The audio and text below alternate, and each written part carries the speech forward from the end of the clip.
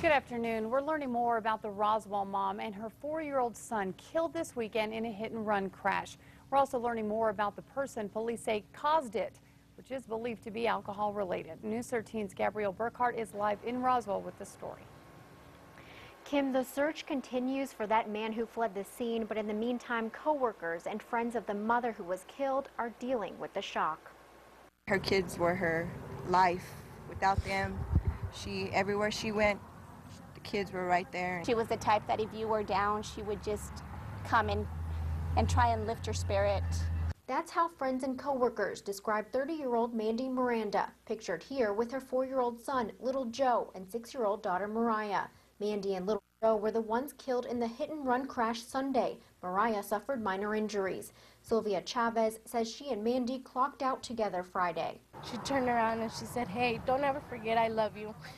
And of course I said, "Mandy, I love you too." On Saturday. And that was the last time I seen her on Friday after work here. Police say Mandy and her 2 kids were at Southeast Main and Brasher when a Cadillac Escalade smashed into them from behind. The Escalade flipped. The driver ran from the scene on foot. The car was going at a much lesser speed than the Escalade was. So he was definitely speeding. What speed he was going at, I do not know.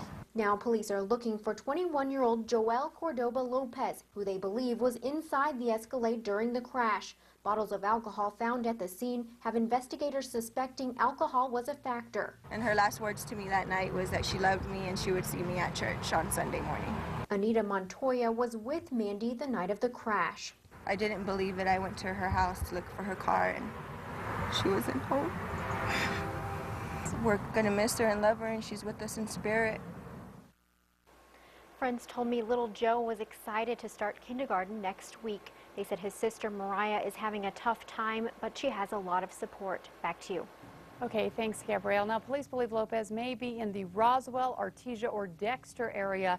If you see him, call Roswell police right away.